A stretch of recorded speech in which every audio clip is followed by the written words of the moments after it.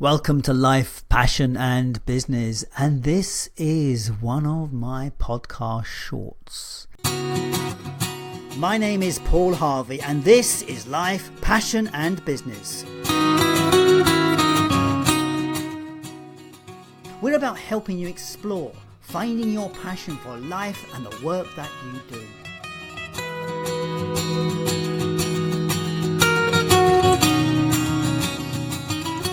But it's so much more than that. It's about finding clues to the big life questions. What does it mean to be successful? What is the meaning of life?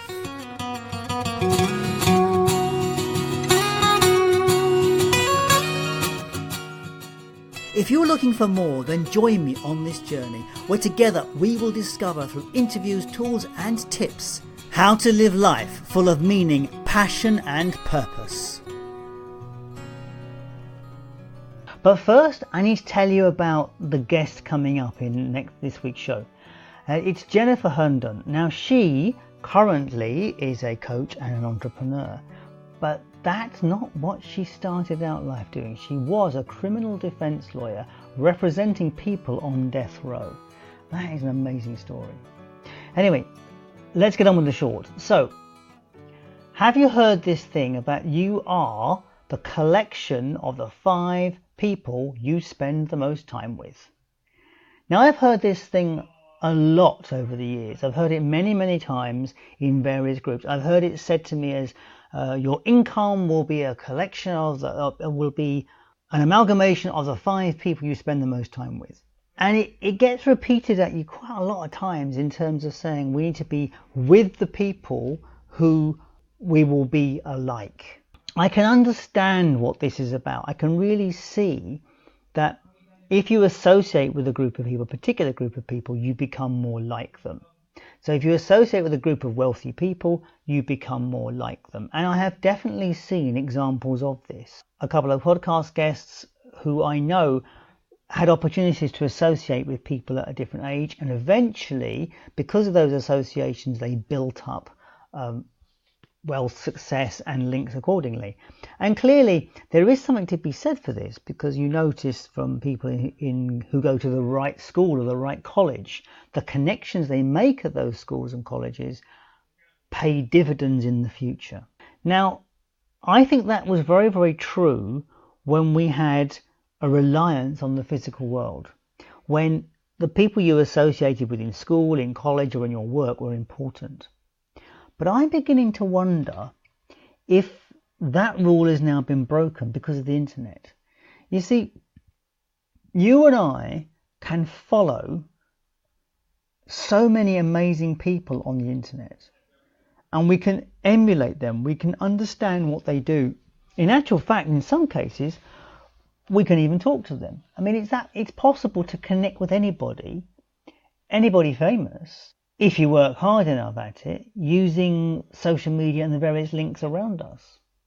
So I think this idea of the 5 people association, while it is still strong in the physical world, I don't think it's actually so necessary anymore, because you can follow, as I said, the guru or the people that you are inspired by. And if you don't have the opportunity to connect with the 5 top people around you, you could certainly go and find them. You could certainly go and read their material. You could certainly go and discover more about them through their social media channels or through the writings or through their videos or what have you. So that's what I was quite interested to realize, is that the idea of the 5 things, while still true, the boundaries and the limitations that once applied to it are no longer relevant. So here's the thing for you. Who would be your top 5 people who you would like to associate with? And I think about who would my top 5 be. It's interesting because I think I would like to... Now, I had a change of mind here. I was going to mention the 5 people that I like to follow. And then I thought, hang on a minute, I rattled these names off, but I really actually should know why I'm following these 5 people. So one of them is Sean Anker. I like his happiness project. And the other one is Simon Sinek, because I like the way he delivers this idea of why, and he has taken it a stage further, and he's now taking it into kind of thinking in organizations. I like his approach. So those are two that really stand out for me, but I actually started to look at the other people who are on my list and thought, actual fact, I need to reevaluate this list. So this is the power of this five people you associate with, because they don't have to be famous people. They could actually be Joe Bloggs down the road. They could be all sorts. And I'm in a particularly powerful coaching group at the moment, and there are people in there that I am pleased to be associated with. Now, it makes no odds if I say them on this podcast, because there's no relevance to my listeners. So I actually think this is quite a powerful game to play, because what we're looking at in these five people that you identify with, well, hang on, let me rephrase it. It's almost greater than the original question, because the original question was you associate with these five people in your surroundings because they are the best people to associate with. They're the people that are going to take you forward to, to that success frame you're looking for. That was the original concept behind it, but that is not so relevant now.